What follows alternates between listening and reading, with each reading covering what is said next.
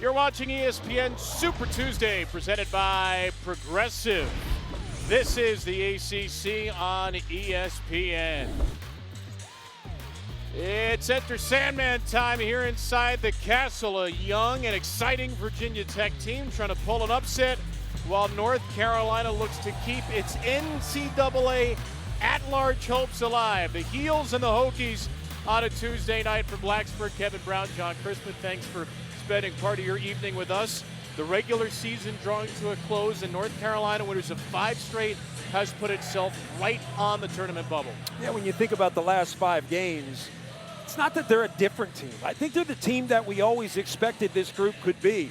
They're a smaller lineup, but that's something that they've really had to adjust to. I think they've got the potential and the personnel to be a dangerous NCAA tournament team if they can get there. And the way to get there is to continue to play this way. They've put up 90-plus points over the last 5 games. They've been able to space the floor a lot better. They've taken better care of the basketball while still being aggressive. And yeah, I get it. At times, you're going to give up points. That's what this Carolina team does. The problem is, if you don't give up points, you have a tough time scoring 90-plus. They've done a good job of finding the balance over the last 5.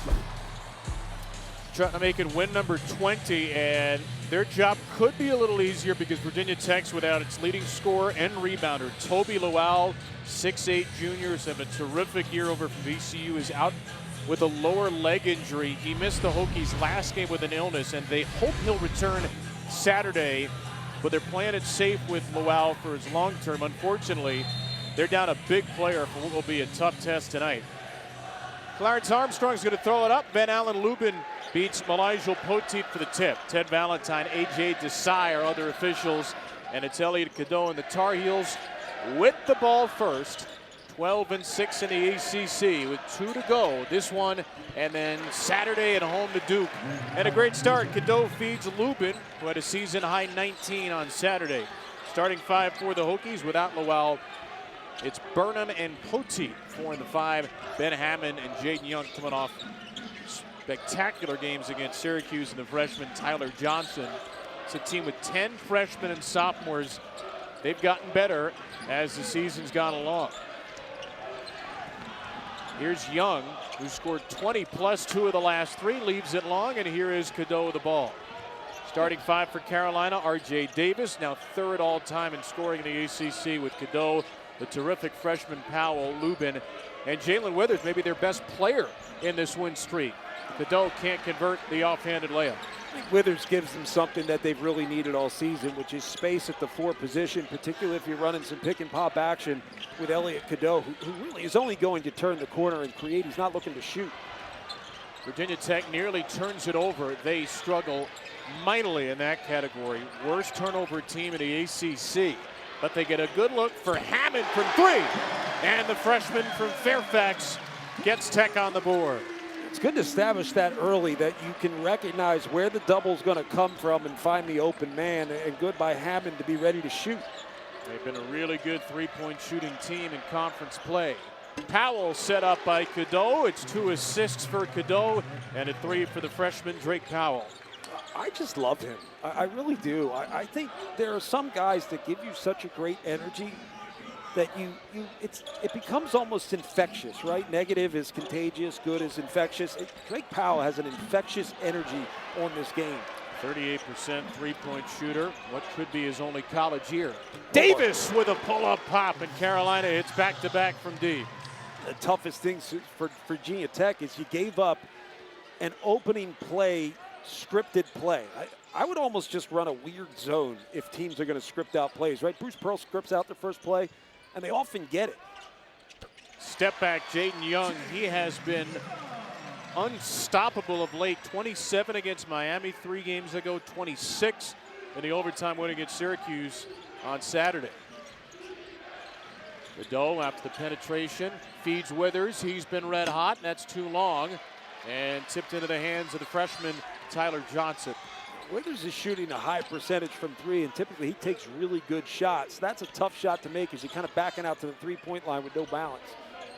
Virginia Tech coming off a 101-95 overtime win, and Young was hot in that game, and he is hot to start this one. 5 points on the last 2 possessions.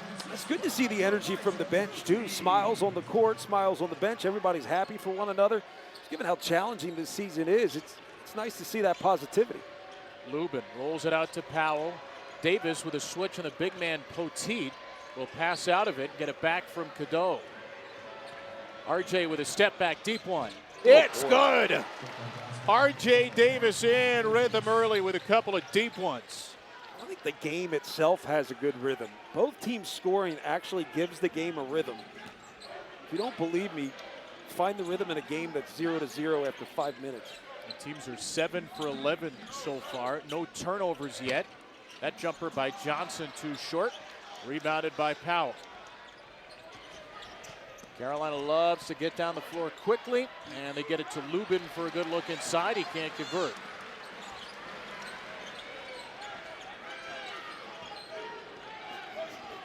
Ted Valentine's the best. It looked like a foul, against Withers, and Ted Valentine's just explaining it was both of them. And that's a great call or no call. He's also explaining it to some fans who yelled at him in the front row. Just some great crowd work, Ted Valentine. Off the miss by Young. Davis driving down low for Lubin. It's a wayward pass in the game's first turnover. Just the 6th turnover in the last 6 games for RJ Davis. Played a lot of point guard in this win streak. Burnham driving. Out for Hammond. Rookie shot at 61%, a season high on Saturday. Young with a deep 3, that's too short.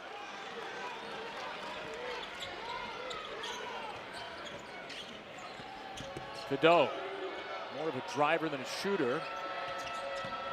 Withers will drive it, and he's been more of a shooter of late. This is a game that could use a little reset right now. We haven't had a whistle in a while. Fouls. What? You don't like good flow? Is that a problem for you? The last few possessions weren't the best flow. And it ends with an offhanded turnover. I like the flow of the first 4 minutes, though. 11-8 Tar Heels. 1 week from today, it all gets underway in Charlotte, North Carolina. We will be there. We can't wait for the ACC men's basketball tournament. Duke the heavy favorite, but great stories on the bottom of the bracket. The rejuvenation of Louisville. Clemson looking for its first ACC tournament title. We pretty much know who the 15 teams are going to be unless there's some craziness in the bottom. Those are the current standings. In tech, they could be in the 8-9 game. They could be 13 seed. Who knows? There's still so much to figure out. But they will be there. 15 teams make it. 3 are left out. Inside the first touch, the basket for the 7-footer Patrick Wessler, North Carolina kid. And the first bench points for a Hokie team that has had huge scoring contributions off the bench of late. I really want to see if Ian Jackson can earn significant minutes in this game. I had them against Miami, and he did not play a lot. A lot of that was because he didn't defend. He can do that. I mean, that's for sure. He's an electric scorer. But you've got to be able to earn your time on the floor. I think something Hubert Davis has been working on him with. Good look rattled out. Jackson, Seth Trimble, Jalen Washington are in the game for the Heels. It's working with him on. That's okay. You still ended on a preposition.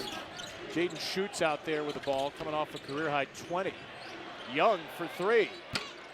Too deep. And rebound to Wessler, who fell down after getting entangled with Washington. There's nothing more annoying as a player than, sorry, Hubert Davis, I'm talking about annoying while we're looking at you. We love you. Just know that. There's nothing more annoying than a backup big coming in who just plays super hard. Like, it's so frustrating. You get established in the game, you play your position, then the backup big comes in and just outworks you. Pick and pop, Burnham from Young, and Virginia Tech's back on top, their third 3 of the night. Well, they drag that ball screen action all the way down towards the baseline, so it just gets that defense to sag into a help position, and Burnham's right there on the pop.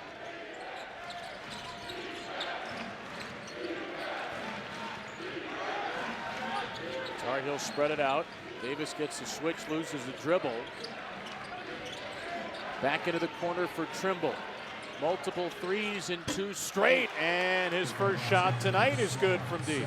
It's a game changer when they make threes. They get space on the floor that makes everything easier. They have so many drivers, so many cutters, but they need space to be able to get those things open. You got RJ on the floor, you can hit Jackson. Drake Powell can shoot it. Missed by Rechsteiner into the hands, or missed by Shoot into the hands of Davis. And RJ is fouled, first of the game against Virginia Tech. So last 5 games, 46%. Only Colorado State has been better from 3 in that stretch. In the first 25 games, this was one of the worst three-point shooting teams in Carolina history. I think part of it is, I always said, it's a different rhythm when you don't have a big. You don't get inside-out threes, so you've got to create the rhythm yourself, get comfortable with it, find confidence in what you do, and start to just let it fly. I think it took a while, but this group has figured it out, and I got to give Hubert Davis a lot of credit. It's not an easy job to be the head coach of North Carolina, but given the expectations at that place. But I know he wouldn't trade those expectations for the world. You just have to figure it out. I think this group has done it. Cadeau back out there for Davis. Trimble thinking about another 3. Will drive, shoot instead. Miss a high arcer. Is he being held? Little gamesmanship down there. The Cowboy can't believe it. Neither can the bacon strip. Out of bounds. That's what that off was? of Virginia Tech. I think it was next to the Cowboy. Jackson dribbles it off his foot, and Carolina turns it over. There's Mike Young in his 6th year. Taking Virginia Tech to the postseason 4 straight years, every year except for the COVID season. And though the record's not good this year, and this does not look like a postseason team, he's done a wonderful job of developing this team, especially because of everything they lost coming into the year, and then they lost would have been their likely starting point guard, Hasir Miller, dismissed from the team. Reports of the ongoing investigation into the gambling issue at Temple last year, where Miller transferred from. So Virginia Tech's lost a lot, had to basically start from scratch, and they've been very competitive in the ACC. Washington leaves a jumper well short. Mike Young, the longer he has these guys, the better they're going to be. He's such a great coach and a wonderful human being. Rechsteiner taken away by Trimble at the rim. And Trimble fed by Cadeau, and he finishes strong over the 7-foot Wessler. That's just a full court clip that you break down and you say, defend the rim, get out and run. He just hung in the air, took contact, finished. Kind of what you expected from Trimble all season. At 6'3", playing well above his height. He is their leading rebounder. 16-13, the Tar Heel lead. Here's Young. A lot of shots for him early. Johnson, terrific offensive rebounder, is fouled on the way up. Hubert Davis frustrated with his team's inability to grab that rebound, but I think he'll like this a little more. Yeah, Rechsteiner had the seas parted, and he's like, nice, I got a layup. None for you. And actually, the little delay helped him. He became the trailer and finished. The benefits of making threes, it's far more than just the 3 points that go on the board. You got 4 of them for North Carolina to start this game. But what happens is the defense starts to adjust out to the 3-point line. You get longer, harder closeouts. Those are the closeouts that you can attack off the bounce and then create other driving kick opportunities. But also in transition, a Carolina team that wants to get up and down the floor, if they have to defend out to the 3 in transition, it opens up the floor. You'll see more layups in transition because of the made threes. Before this 5-game win streak, they got blasted at Clemson, lost by 20. They had a season low tying 4 threes in that game. They've hit 50 threes in the last 5. Simple question, probably not a simple answer. What's different? Do you want that answer now? Or do you want to get me to get back to it? Look, it's something as simple as rhythm in the game. When you're a smaller team, you create rhythm off the bounce by moving the basketball. You've got to limit turnovers. That's number 1. They've been able to do that a little bit better. That was a great play by Elliot Cadeau, but at times turnovers are an issue. You also have to push up the floor and try to avoid resets. You have playmakers. The more you play against a set defense, the harder it's going to be to make a higher percentage of shots. I really think a lot of it is just being basically free enough to play fast. They've done a much better job of doing that, and in doing so, you create a rhythm that you can build on. That was a tough question, Kevin. Like, sometimes I get them, and I'm like, oh, I got an answer for that. That's like, there are layers to that answer right there. You want simpler questions? Well, look, I think some of it, respectfully. What did you have for lunch today? Don't remember. There you go. See, this was a simple question. I think another part of it is R.J. Davis having the ball at the top of the key more often. It creates better space on the floor. Better space means easier driving lanes, better passing lanes. Cadeau with the ball right now. He's assisted on 5 of their first 7, but he turns it over here. But watch the defense when Cadeau has the ball at the top of the key. It flattens out, and you lose all the space in the offensive attack. Hey, tonight, Super Tuesday men's basketball doubleheader on ESPN. Auburn just keeps racking up huge wins. They get a chance for another College Station against number 22 Texas A&M. Arizona State, Arizona after that. Both games streaming on the ESPN app as well. Something feisty always happens in Arizona State, Arizona. Yes. Doesn't matter how good the teams are. The Wildcats are much better than the Sun Devils this year, meeting as Big 12 rivals this season. Burnham with the basket, the lead down to 2. Cadeau sets up Withers. His 3 out of the hands of Lubin, into the hands of the former Duke Blue Devil, Jaden Schutt. That's the play Cadeau has to continue to make. Just simple attack, hit the open man. That's a high percentage look. Off a hard Poteet screen, Schutt sets up Burnham. His jumper contested by Withers, and it found its way to Johnson. A beautiful accident for a Virginia Tech tie and maybe a lead at the line. You've heard me say it a lot. It's bad misses are easiest for the offense to get. This is an air ball. You know, great contest by Withers getting back into it. Burnham just kind of shoots an air ball, and it's the offensive player who's kind of sneaking in from behind that sees the basketball coming up way short. I've heard you say, too, how good Carolina is on broken plays. Virginia Tech has had a couple of successful broken plays tonight. 7 second chance points. They get the basket there, and a 19-19 tie more than halfway through the first. Davis and Cadeau with Trimble, Withers, and Lubin. Washington picked up his second foul going to the last break. Trimble feeds Lubin. He is fouled with a basket. And a chance for 3 for him. Yeah, he's really gotten better, Kevin. He's a guy earlier this season who saw potential, but there was going to be an adjustment. And he's starting to figure out how to play with these guys. At times, it's not get to the open position. Sometimes with a smaller lineup, you've got to learn how to get out of the way. Sometimes out of the way with playmakers on the floor puts you in position to make a play. Or at least get your big away from the basket when you have drivers coming at you.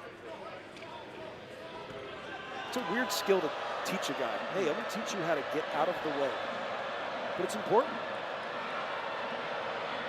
He was 9 for 10 from the field in that win Saturday, and Burnham, I'm not sure he needed to do that. He saved it right to Trimble. Cadeau way too strong on a 3, and Burnham saves it this time as he was falling out of bounds.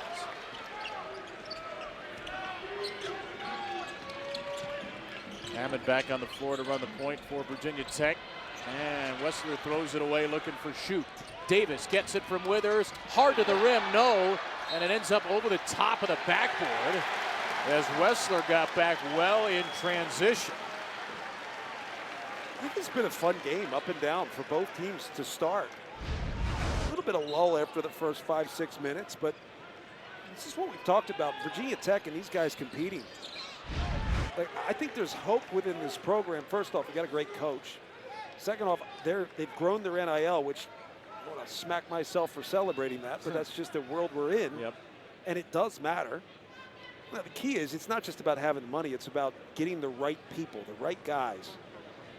It's got to fit the type of basketball you want to play, but they've also got to be people that can be taught the way Mike Young teaches. Cadeau commits a foul here, his first. Who are the right kind of people for Mike Young? I think you got to have a sense of a basketball feel. You can't just be raw in the field department. You've got to have decent instincts that you can be taught how to play the game better. You don't have to be the supreme athlete. You don't have to be a 5-star guy. You just have to have the willingness to learn how to make the game easier for you and everybody else, which means learn how to rely on others. Sometimes the best talent, they don't know how to rely on others. Burnham, strong drive to tie the game. That's a kid who has a great feel for the game, partly developed at Charleston under Pat Kelsey. And here's Johnson, who is fouled by Cadeau, picking up 2 quick ones.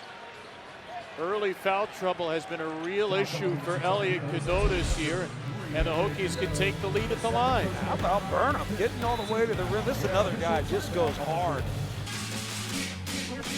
Take 2 for Duke and Carolina. Tar Heels blasted in the first. They're playing much better. They win that game. They can pretty much punch their ticket with as good as Duke is. And here's the resume. 43 in the net, the good win against UCLA. They only have one quote-unquote bad loss. But Tar Heel fans are sick of seeing this. They've seen it a lot. They're 1-10 in quad 1. So the NCAA adopted the net 7 years ago. This is the 7th year of this system where games are separated into 4 quadrants. And quad 1, those are the toughest games. 1-75 if you play a team in the top 75 in the net on the road, top 30 at home, top 50 neutral site. It's considered a quad 1 win. There's some history. No at-large team has ever had a record that bad in quad 1. Again, this is year 7 of the system and made the field. So let's just simplify it. If history's any guide, UNC has to win another quad 1 game. Could be Duke on Saturday. Could be SMU maybe in the ACC tournament if it holds. But they probably have to win one more. I think they're playing well enough to do that. The challenge is if it's going to be Duke, that's a great challenge. Down the floor for Jackson as layup ties it. The question to you is, between Auburn and Duke right now, is there one team you could even give an edge to? And I just don't know. I think they're both really high-level basketball teams. I would say Auburn played their best basketball earlier than Duke, but Duke has since figured out how to kind of maximize Cooper Flagg and everything else around him. Knocked away from Young. Here's Davis. And a nice little handoff to Powell for a Tar Heel lead. Virginia Tech's got to be careful not to let this get away from them. They've done a great job of being in this game, but turnovers and easy layups and transition opportunities are one thing they cannot allow. Handoff by Wessler for Young. And I don't know who he was looking at on that pass. He may not have either. Hammond just bear hugs Trimble for a foul on the floor. NBA Wednesday doubleheader tomorrow night. 3 of the best teams in the league, starting with the Cavs, the Eastern Conference leading Cleveland Cavaliers against Tyler Hero and the Heat at 7 Eastern. Where that Cavaliers backcourt led by Donovan Mitchell has been awesome. And then Shai Gilgeous-Alexander, Ja Morant, Thunder and the Grizzlies, the best in the West. After that, NBA Countdown starts it all at 6:30 Eastern. Nice to see Michael Jordan in the house tonight. By the way, to your earlier question, I think Duke is playing better than anybody in the country, but does it matter as much that Auburn's playing a much tougher schedule than Duke? We could say yes, but who really knows? Because it doesn't matter once you get to the NCAA tournament. You can make the argument that Auburn's better prepared. So what? You still have to beat your opponent. You think that does matter significantly?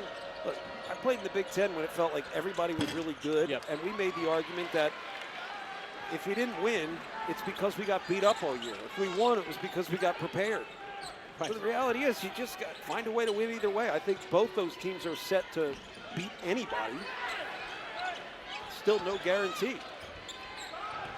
I think we said that about Zion Williamson and R.J. Barrett and that whole crew, but they lost 2. Here's Poteet, left it short. A team that almost lost to Virginia Tech, I believe, before Michigan State took them down in the Elite Eight. Davis on the drive, his first points in over 11 minutes after the early couple of threes. Oh, you talk about that Duke team, they almost lost to UCF. Yes, I think Virginia Tech was the game after that, though, and then Michigan State got him. Inside Young, great cut, good find from Burnham. They opened up the whole right side of the floor, and Trimble tried to take the pass away with no help behind him. Young's got 7. Davis, off balance, takes the bump from Rechsteiner. And the best free throw shooter in Carolina history will shoot 2. Just a better team when RJ's got the ball out top. I mean, you just see the amount of attention that comes his way. It denies the ball screen, rolls, takes his man away, and then you're just wide open on that side of the floor. You're not going to have a lot of help. You just have to stay between your man and the basket, right? Simple fundamentals. I would say it's less about simple fundamentals as absolutes, and it's more about situational fundamentals. You have to know that if you are wide open on your side of the floor, you have to stay between your man and the basket. You don't have the luxury of taking that pass away. So situational fundamentals. RJ Davis, 88%. Tonight is his 169th career game. Obviously, he gets the 5th year, the COVID year. He ties his former teammate Armando Bacot for the most games played in ACC history. The thing is, he's been here, right? Like, there are some guys that, like, they've been at 4 different schools, 5 different schools, 6 years in college. It's hard to keep up, but with the impact you can have by staying one place. Impact not just at a school, but on a community. And this Chapel Hill community is going to remember RJ Davis for a long time. On the floor, that's taken away by Davis right in front of his bench. Trimble on the drive, knifing through, and he draws a foul. I was wondering what the heck was going on. The Hokie Bird is directly behind us right now. Like, I felt contact. No freedom of movement over here on press row. I felt contact. I couldn't figure out what was going on. Violation by the Hokie Bird. Just over here trying to pivot. Hey, we're trying to work over here. He doesn't talk, Kevin. He's a creepy mascot. I know, but he can hear. Look at his big floppy ears. Carolina ties its largest lead. Actually, I'm not sure he has ears. It's a turkey, right? I asked him that. He just gave me a fearsome point and walked away. Confirm or deny. Yeah. 2 free throws for Trimble, and this is the largest lead for North Carolina. A lot of it was set up by turnovers. Turnovers and runouts. It's the last thing you want to do is allow Carolina to make it a full court game. Now, like young teams, I think we know they can score, but it's not just about tempo and pace. They pace you on the offensive end, but they can do it in the half court. It's their ability to operate that makes them so good. Nice dig down and score by Poteet over Ty Claude, who's getting some rare first half minutes. Washington in foul trouble. Poteet could play tight end. 6'9", 260 out of Rice University. Trimble from Jackson. Rainbow is short. Grabbed by Hammond, the freshman point guard.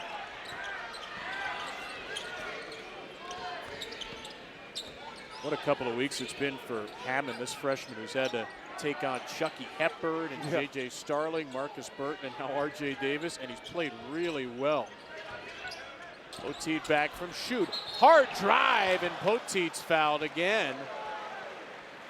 Elijah Poteet getting up close and personal with a photographer as Virginia Tech tries to cut the lead to 2 when we return. Kevin Brown, John Chrisman back to Cassell Coliseum. North Carolina continuing to shoot well from 3. And they've held Virginia Tech's bench in check. Hokies a little short-handed today without Toby Lowell, but over the last 3 games, Virginia Tech is averaging 47 points per game off the bench, just 2 today. There's Lowell out with a lower leg injury, the Hokies' leading rebounder and scorer. They've hung around, though, pretty well, John, without him. They have, and if you just take away some turnovers and some easy baskets for Carolina, they're probably leading in this game. I think they've played really well. You know, they haven't won a ton of games, but when you watch them, like in preparation for this team, you watch a team that you like. And there are some good teams that you struggle to like, and that sounds mean, but what I mean is, do I like how they play? Are they connected? Do they have good body language? Do they care for one another?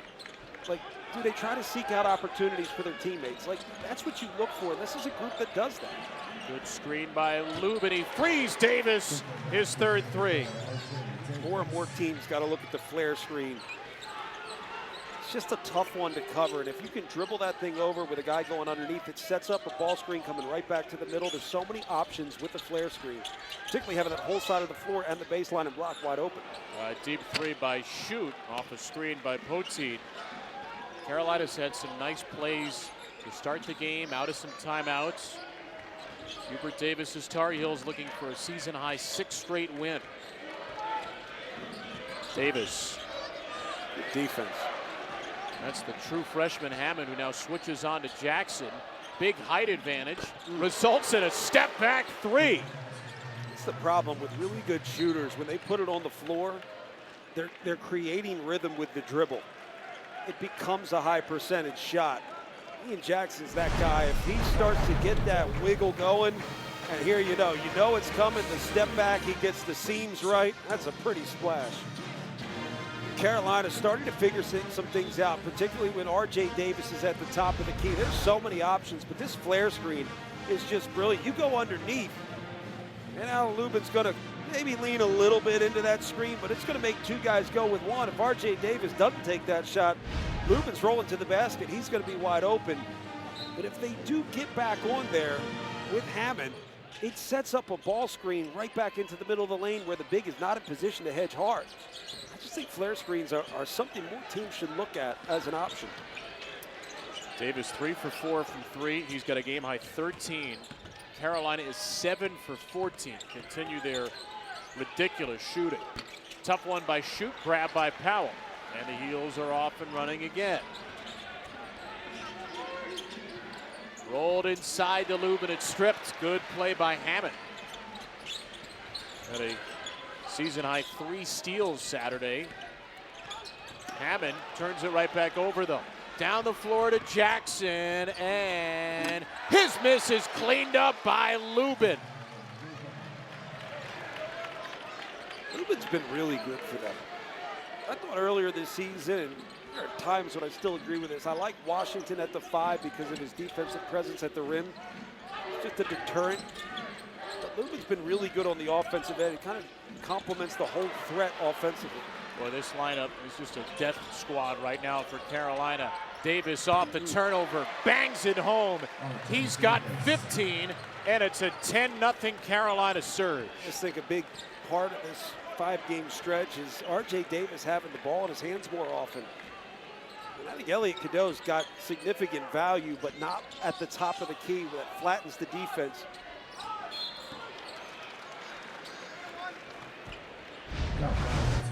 This is all good stuff. Look at the big fella just running down, cleaning it up. That is his 2nd personal foul. R.J. Davis is just so crafty. That mid-range game, it's there. The defenses know, protect the rim, protect the paint, run guys off the 3-point line. The mid-range is there. Again, R.J. Davis with the ball in his hands, it's a different Carolina team. He understands the different options coming off of ball screens. He's patient. He gets guys on his back. He can shoot the ball. He can take it to the rim. He's made good decisions. Foul was the 2nd on Jackson. Hammond misses a 1-and-1, and then Johnson lost the rebound. It's Cade Tyson on the floor for the first time. Trimble sensing a lane, finishes, gets fouled, and continues this runaway Tar Heel train.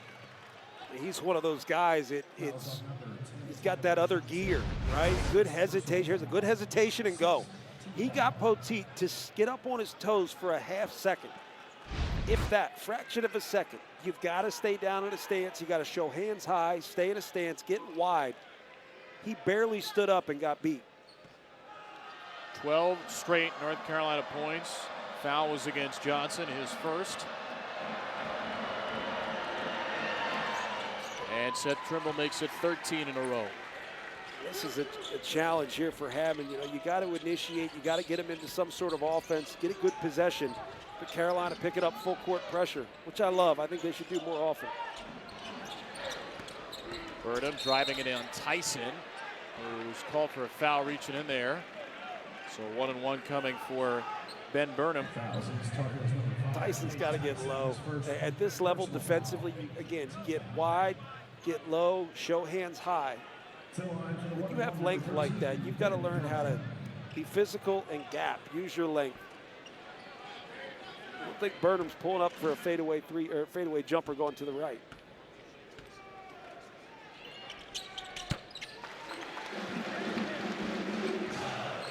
Cade Tyson has found himself back in the rotation a little bit. He's played in the last 4. He's scored in the last 4. Really good against Florida State in the win last Monday. Remember, he was expected to be their big three-point shooter, and it hasn't happened coming from Belmont, but they have not given up on him yet. Though there was a stretch where it seemed like they had. Timeout taken by UNC. Timeout, Tar Heels. We'll be back in 30 seconds for the final 32.9. RJ Davis, tough shooting night on Saturday.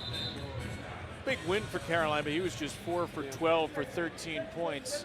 Almost perfect today. 5 for 6, 3 for 4 from 3, couple of free throws.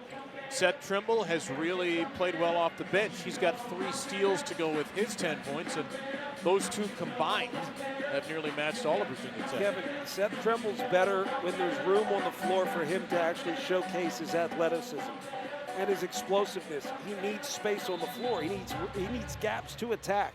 When he's got that, they're a really good team. And Cade Tyson may have been out of the lineup a little bit. I'll tell you one thing that Virginia Tech's not going to do. They're not going to leave him wide open. Scouting report still says he's lethal from outside. Doesn't matter what you've done recently. Decoys have value too, Sure. Kevin. Lingering in the corner right now. Step up to the wing with 6 to shoot. Up for Trimble. Had a huge first half. And that 3 is deep, but grabbed by Lubin. Dying seconds of the first half. Trimble with the punctuation mark on a 15-1 surge into the locker room. A really impressive run for North Carolina. This was a really tight game. I thought Virginia Tech played very well to make it a close contest. Couple turnovers, easy transition opportunities. Carolina continued to get out and run. RJ Davis really leading things from the top of the key. Good performance to close out the half. Davis and Trimble combining for 27 and a half on a 15-1 run. How about this, courtesy of North Carolina Sports Information Director Extraordinaire Steve Kirshner. First time UNC has shot 50% in 5 straight first halves since 2008-2009. That was, of course, a North Carolina national title win. Now, I think if you're Carolina, you want to keep the offense rolling. Cadeau comes back on the floor. Last time he was on the floor, it was 21-21. You got to make sure you can keep the attack up, keep pace on the game, and maintain the rhythm you created in a great first half performance. 25-8 after his second foul. Burnham gets a clean look, clanks a 3. Poteet has it taken away by Elliot Cadeau. And Cadeau charges down the floor, and he inserts himself into the proceedings very quickly.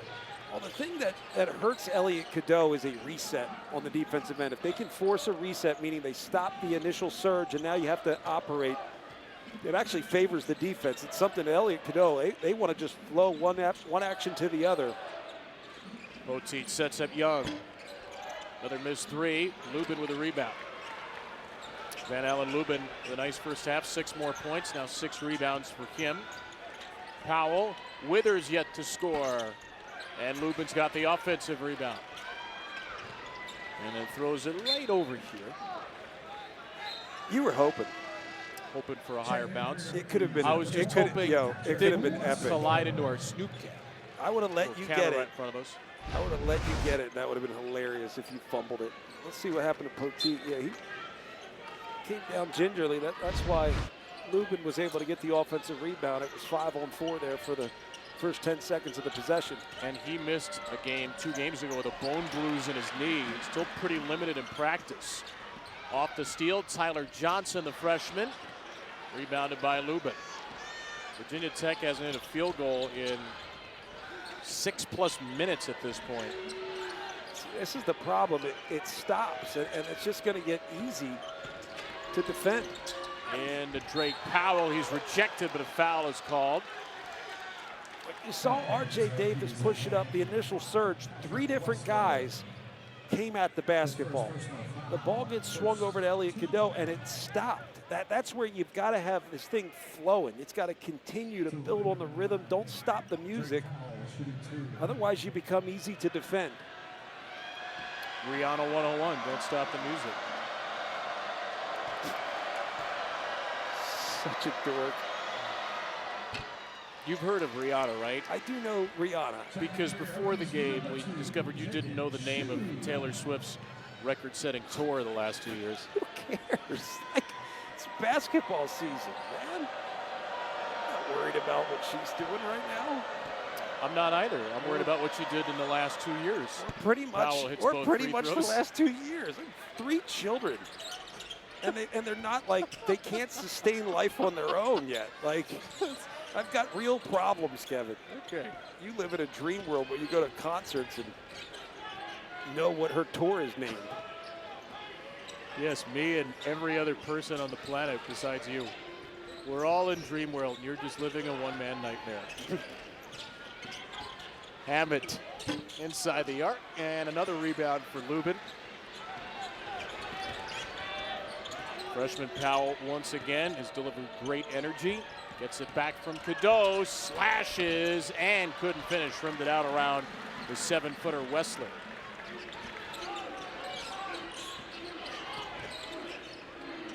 Hammett's been really held in check after a career-high 21 against Syracuse Saturday. Burnham slithering around Lubin. Second time he's done that. I tell you, the sit-down's there. When you get it inside the paint, whether you get a layup or not, you just sit down, good things happen. Cadeau, Lubin, and Withers. If I'm covering Cadeau and there's a ball screen or any action that brings 2 up around the basketball, look for the slip or look for the split. Cadeau pops that out of the air. 17 to shoot for the Hokies. Checking in for your Hokies, number 10. Like Burnham here, kind of just sit down, right? You sit down, good patience, good footwork, get underneath. On the other end, you got good stuff happen. I mean, this is just a good, strong attack. Good footwork, finish on the opposite side. That's good stuff. There's the slip, dump down, Withers. Good basketball. First basket for Withers. Shoot. Tough night for him. What do you think he said when he missed? Can I repeat it? Well, we're on ESPNU, so I'm not sure. Just the way you said his name. I know, I realized it as soon as I said it. It's either the best or the worst basketball day. Yeah. It's like the former kicker, Ryan Longwell. You miss a 48-yard field goal and your last name's Longwell. Or Chris Blewett, that's even a worse name for a kicker. Knocked out of bounds, it will stay with the Hokies. I don't know kickers' names either, so just to make Taylor Swift feel better. Well, we found your only 2 blind spots. Hate that I got the reference. Inside to Young, he's fouled on the way up. See, Virginia Tech has the ability to operate and get good shots, and a lot of it's going to come on these backdoor cuts. They're really telegraphing passes around the perimeter, and if the defense is going to take that pass away up around the perimeter, just continue to back cut. Even if you don't get the ball, it softens the defense and creates a chase. To the line, number It's the hardest thing 48. for guys to get in basketball, that the play you make may not be for you, but it'll take a defender away and it'll give the other guy the opportunity to do something. Foul was on Lubin. His first. Good to see Poteet back on the floor. I always say that about football. Football is so much about your responsibilities, right? Where you train a linebacker to take this gap, knowing that it's not to make the play. It's to occupy that gap and allow someone else who has the responsibility of another gap to actually make the play. So there's trust involved. It's really about your responsibility. Basketball is so much rhythm and flow. The fluidity of the game makes it hard to focus on your responsibilities, and we think of it more as playmaking. Which is a lot of what we've seen from Carolina in this 5-game win streak. That rhythm, that flow, Yes. that connectivity that took a lot of time to get there. It took Hubert Davis time to find the lineups that worked. Now, by the way, I know Carolina fans are going to say, well, why didn't they figure this out a week or 2 into the season, these lineups? These guys were here. What's your response to it? Well, it's a combination of Hubert learning this team and this team learning how to play together. It's a different look. You don't have that inside presence, so you really can't go inside out. you've got to space differently. You also have to figure out how to move Cadeau on the floor. When he keeps getting the ball up top, the defense sags, and it's going to get harder to get good shots. Davis out of the double. Lubin spinning and scoring. And Lubin's another one who's been a little bit more deliberate recently. You look over the last 5-game stretch, he hasn't had to do as much because of the good guard play and the scoring that they've had. But when he's deliberate and quick about making a move, that's when he's at his best. Too shy of his first double-double of the year. Hammond's wild pass gets knocked out of bounds. North Carolina led by 17 at the half. They've stretched it to 21. Carolina's starting to find that full complement of players. And yeah, each rotation's different, but this is a good read. Poteet's a little bit behind the play. Loaded Ally ACC Women's Basketball Tournament begins tomorrow in Greensboro. ACC Network coverage of all first and second round games plus 2 quarterfinals. First round coverage begins 12:30 tomorrow with the Nothing But Net crew. And Virginia Tech's women's team has an enormous game against Georgia Tech on Thursday. According to our ESPN bracketology, Virginia Tech is currently the first team out of the projected women's field. ACC is loaded this year, women's hoops. NC State getting the 1 seed over Notre Dame. So a huge game, Virginia Tech against Georgia Tech. That'll be Thursday morning from Greensboro. And then we'll have the men's tournament next week from Charlotte. Trimble to the cutting Washington. It's North Carolina by 21. Kevin Brown, John Crispin with you. Tar Heels win. They would win their 6th straight. They're the 3rd team out of Joe Lunardi's projected men's field, and it's a big night on the bubble. A ton of bubble teams are playing mostly after this game. So Carolina trying to get into the projected field before a date with Duke on Saturday. It's a soft bubble too, so not a lot of great teams there. Carolina's playing better as of late, but you just look at the overall resume. It's just a challenge, and I think they played some of the toughest games early when they hadn't yet known who they are. There's the first 4 out, the next 4 out. There's a nice basket by Poteet, who draws a foul. I also think, I'm just sitting here and I can't believe it's already March. And I think part of that is you've seen a lot of these teams grow, and it's February, March when they're finally figuring out who they are and playing their best basketball. And that may be one of the new realities in the way the game is today when you have 1- and 2-year teams if you're lucky. It's going to take a while to figure out who they are and how to play, and let alone how to win at this level. I know we've showed this statistic that nobody's had a record of 1-10 or worse against quad 1 teams and made it as an at-large bid. I'm just curious about this year. It is a softer bubble. I know people say that every year, but it really is a softer bubble this year.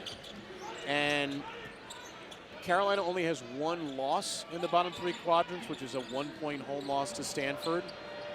Rechsteiner for 3, that's a round and out. They played a very challenging non-conference. They are playing really well down the stretch. I wonder if they get more grace for the lack of bad losses and for the way they're playing down the stretch if they finish the season strong. Do you have a problem as Washington hits? Do you have a problem if they get in, and in a way, part of why they got in is because it's Carolina, and they did play such a tough schedule. See, I don't really mind that on the surface. I think there are other teams out there, but if the bubble's soft, I don't mind taking the team that tested themselves early and put themselves in a tough spot, so long as they're playing well as of late.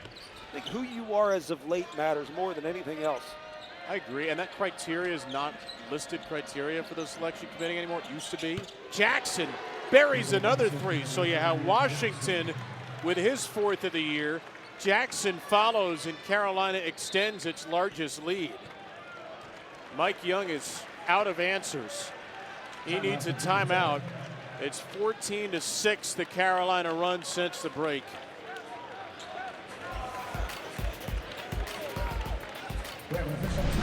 Wonderful night for Carolina fans of all ages. That's precious, man. That's really great. You got a little lady at home. I got 3 boys.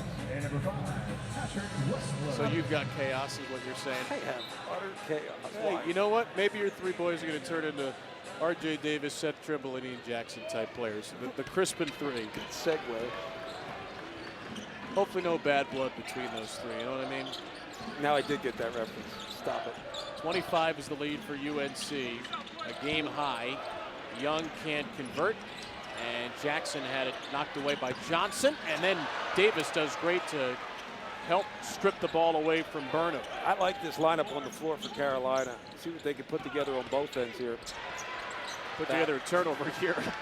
Maybe you'll like it next time.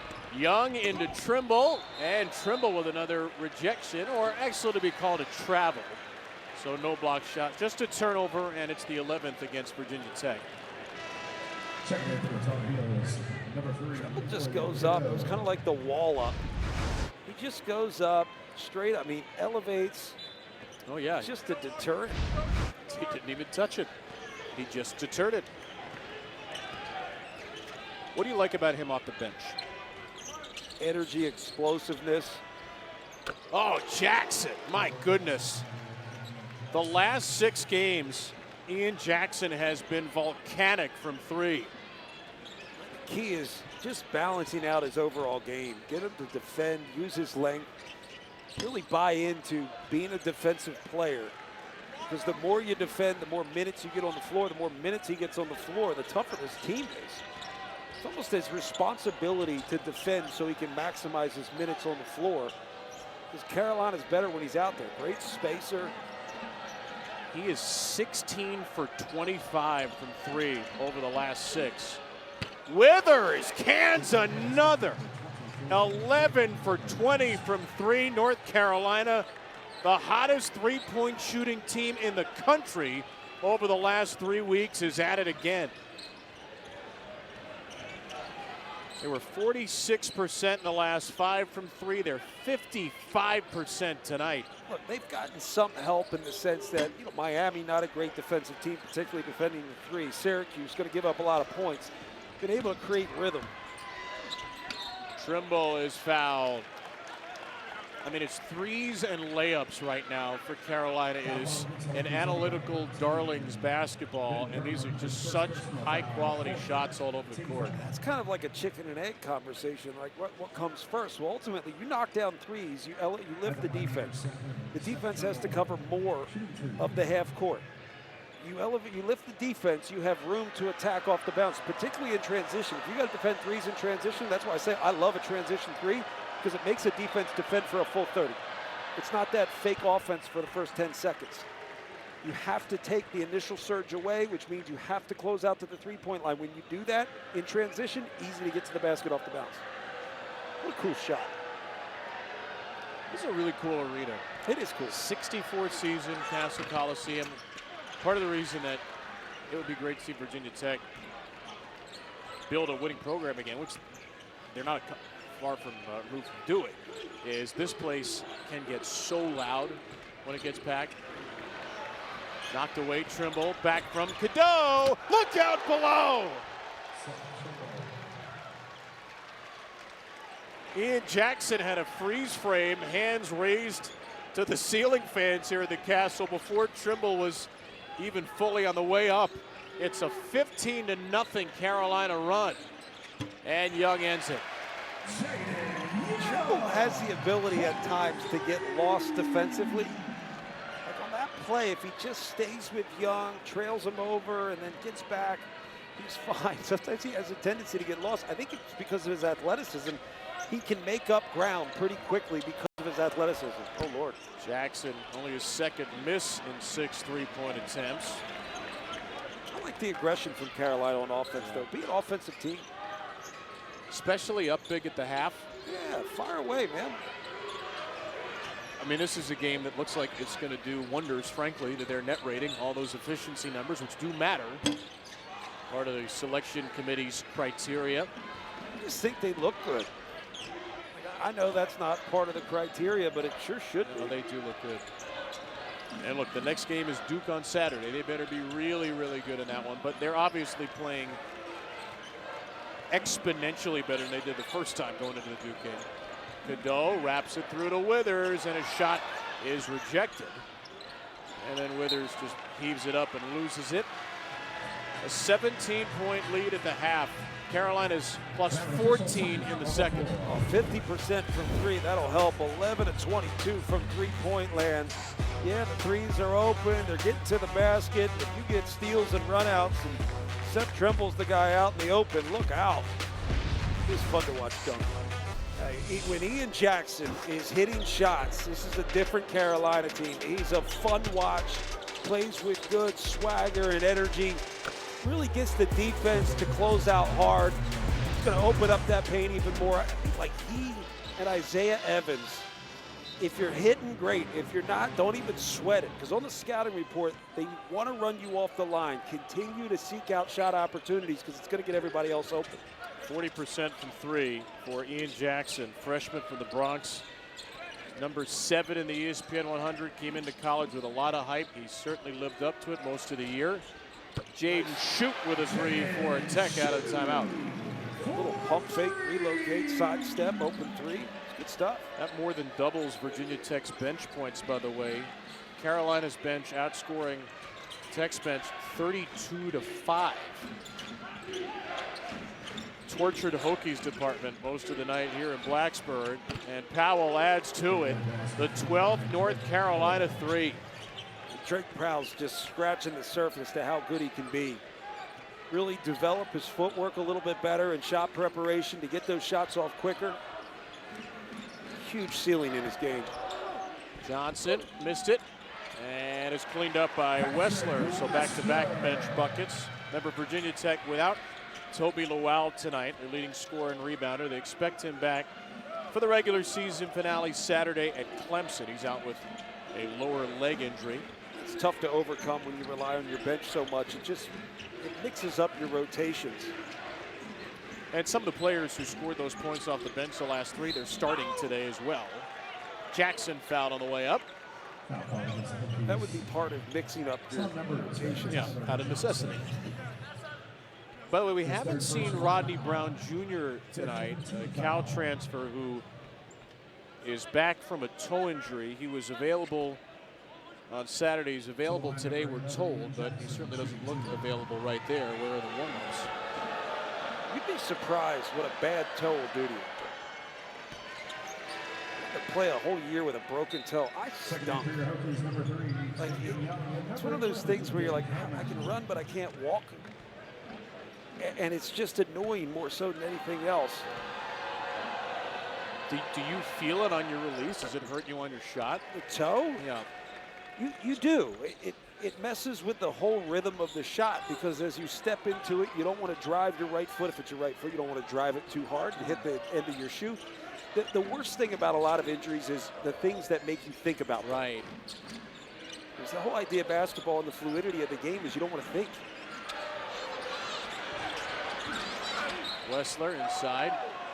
To quote the Taylor Swift of his time, don't think twice, it's all right. The second personal foul. Now I'm totally lost. Oh, that was Bob Dylan. To the line for your Hokies, number 5, Patrick Wessler. That win any awards, by the way? A complete unknown went 0 for 8 at the Oscars. But I got 8 nominations, so I hope it was happy to be there. Wessler at the line. I bet they were happy to go lose. Usually not winning means losing. Yeah. So Tight Best Actor race. Adrian Brody beat Timothée Chalamet for The Brutalist. Adrian Brody's 2nd Academy Award for Best Actor. I'm so glad you said his name. I now know how to pronounce it. What? It's Adrian Brody. It's not No, hard. Timothée Chalamet. You got to pronounce it like Adam Sandler did. Chalamet. I didn't actually watch. Jackson, Powell, another. Nice. Please, sir. Man almighty. 13 for 24. Carolina's tied a season high for threes. 58+% from the field and 4% from 3. And the position they're in on the defensive end for rebounding. Look out. Lubin up top from Cadeau. First Carolina double-double for Vin Allen Lubin. Carolina's been impressive. I mean, yes, it's frustrating if you're Virginia Tech and they're down. Oh boy, why not? Wessler, his first three-point attempt of the year. I would have loved it if he pulled out the Archer or something. When you're down 36, why not? Let it fly. I just think Carolina's playing really well.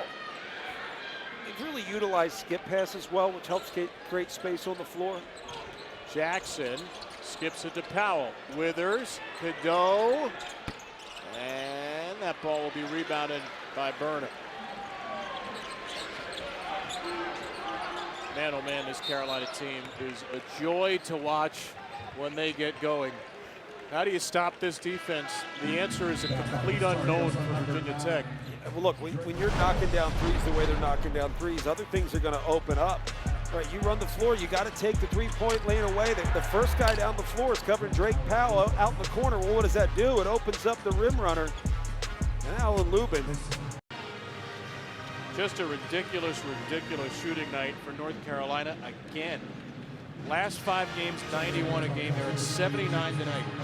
58%, 52% from 3. They got 5 double-figure scores.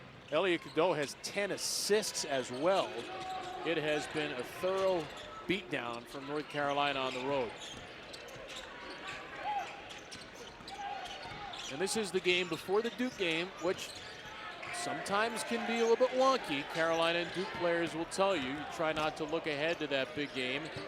Duke certainly didn't last night. They bludgeoned Wake Forest, and Carolina certainly hasn't today. Largest deficit for the Hokies this season. I just think it's a different Carolina team right now. It doesn't mean that they're going to beat Duke. I think they'll compete better against Duke. James Brown, the freshman on the floor for the first time, travels. Let me ask you this. If Carolina plays Duke close, if they play him tight, how much of a data point should that be in their tournament case? It should be a big data point. Are you playing well? Like, who you are as of late matters more today than it ever has, because most teams don't know who they are until 2 months into the season. And then you want to try to find a rhythm and get better, and that's what they've done. Hey, Connor Servin in his 16th game of the year just scored his first points. Graduate student from Prairie City, Illinois. So we got Wessler, who takes his first 3 and hits it, and Servin with his first points. I like Wessler. He just really gets after it. He's battled. He's had his hands full, but just appreciate this Virginia Tech team. Young group. They've played hard. They've fought. And then they've been dealing with this. Jackson's 5th 3 of the game. Just knew it was going in. Like, as soon as he caught and released him, like, if Young's not there on the catch to run him off the line, it's going in. You mentioned Isaiah Evans, yeah, who we saw last week at Miami. If you have a hand that's even remotely down against Isaiah Evans, you've lost. It's starting to feel that way when you're guarding Ian Jackson. And it's a good thing. And the thing is, you got to remember, now I learned this too late in my career, but when teams scout you, they typically watch your makes. If you make some tough shots, you're going to get hard closeouts the next game. You can prepare for that, knowing what the scout is, and then you have to work on whether that team has the tendency to actually play to the scout or not. Tyson, shot fake, gets it back from Cadeau. Cade Tyson inside, determined to shoot, and couldn't convert it. Rebound to Burnham. You get what I'm saying, though. We watch film on other teams, and you see guys like Isaiah Evans and Ian Jackson make these tough shots. Inside to Servin. Now all he does is score. You make these tough shots. You know the defense the next game out is going to close hard. Now Carolina's got to look at this and go, all right, man, who's going to be running us off the three-point line? You've got to be ready to be drivers and then become willing passers. It's just harder. Duke's length defensively. They close up passing lanes so quickly. Jackson, come on. In and out. And great job by Tyson soaring in there for the rebound. He gets it back, and he sticks a 3. I tell you, if Cade Tyson found that earlier on this year, it could be a different Carolina team. Just as a floor spacer, I know he's had to develop defensively at this level, which does take time, but man almighty, they have weapons. Cadeau with a dozen assists. He's 1 shy of a career high. Young misses. Like every time Elliot Cadeau passes somebody the ball, they're open beyond the three-point line. And Carolina's now hit a season-high 50. And Brown is denied by Burnham. A good recovery by Burnham. Yeah, a couple of blocks for him tonight. Hammond. Ben Hammond. quick release layup. That was We special. have an official timeout on the floor. 85-54. North Carolina scorching hot. 15 threes here in Blacksburg. Big rivalry matchups highlight our ESPN schedule. Saturday, Sonic Blockbuster, Alabama and Auburn meeting for the second time this year at 2:30. Arizona, Kansas after that. New Big 12 rivals. And then Duke, Carolina. It's also Sonic Blockbuster at 6:30. North Carolina blasted at Cameron the first time. They're playing much better now. RJ Davis, fireball. He's wearing Timberlands. That's He awesome. is. He could probably score 15 a game in Timberlands too. He had 15 in the first half. RJ Davis has not scored in the second. He hasn't played the last 10 minutes, and it doesn't matter. Everybody's scoring for North Carolina. Double figures, 5 players. Double figure assists, Cadeau with 12 of them. The third team out of Joe Lunardi's projected field. This could be a big day to make a move. There are a lot of bubble teams in action with tough games. As that's put home by Triple. Everything was done really well defensively there. Hammond actually stripped him, but Triple does a really good job of getting 50-50 balls. Quick hands, aggressive after the ball. Carolina 15 threes, first time in 2 years, February 11, 2023. If they hit one more three, it would be the most in the Hubert Davis era.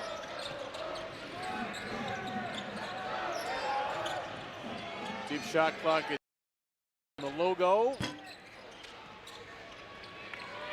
Texas, one of those bubble teams, tied near the end of the first half at Mississippi State. That is an important game for North Carolina. Texas has fallen out of Joe Lunardi's projected field. Jackson, offensive foul, wipe it off. Oh, when was the last time you saw a charge on a play at the rim? I mean, it helped that Severin was there for a solid 5 seconds. But we have not seen a lot of those. Am I right or wrong? You are right. And I love that. That you're right. By the way, elsewhere in the bubble, Georgia won by 9 at South Carolina. Bulldogs are in Joe Lunardi's projected field. They had a big win at Texas on Saturday. Baylor down 2 near the end of the first half against TCU. Baylor quietly has slipped down to the bubble. Not a lot of great wins for Scott Drew's Bears this year. Hey, there's Rodney Brown Jr. His first game since February the 1st, and he immediately sticks a 3. I have a thought, Kevin. We were talking about, Auburn and some of the top teams in the SEC playing against such a tough conference. Does it prepare them?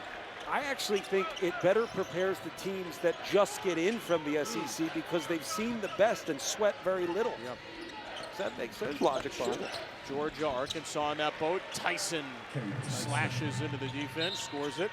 And Hubert Davis will take a substitution timeout here. Timeout for substitution. Check Get some walk-ons in the game. Just think about that. I mean, I go back to 2001, my sophomore year. A Penn State team made a little Sweet 16 run. And I guess people outside of the program thought we were crazy, but we had beaten Illinois early in the season. They were a top 5 team. We had beat Michigan State. They were a top 10 team at the time. Beat Kentucky when they were a top 10 team. So we felt as if we could play with anyone. And I think it gave us confidence once we got in. So I do think there's a benefit for the teams that just barely get in when they face better competition all year. Whereas for Auburn, you could easily say, man, they're probably worn out. Maybe they get bored. Dante Mayo. Rex Steiner grabbed it out of bounds. North Carolina has Dante Mayo Jr., freshman walk-on in the game. Russell Hawkins, sophomore from Charlotte. John Holbrook, freshman from Hickory. And Virginia Tech going deeper into its bench as well. Peter Carr, freshman from Westchester, Pennsylvania, is in there. Connor Venable, sophomore as well. So walk-ons getting some run. Carolina trying to get to 90 again. Inside to Ty Claude, there you go. They've been averaging 91 a game in the last 5, and they've hit that mark again. 1 minute remaining. 6 straight 80-plus point games in ACC play for North Carolina. They just looked the part. Again, the question's going to be how much the quad one record hurts them. But if they can steal a win against Duke, a couple in the ACC tournament, they're probably going to be March Madness bound. They look the part right now.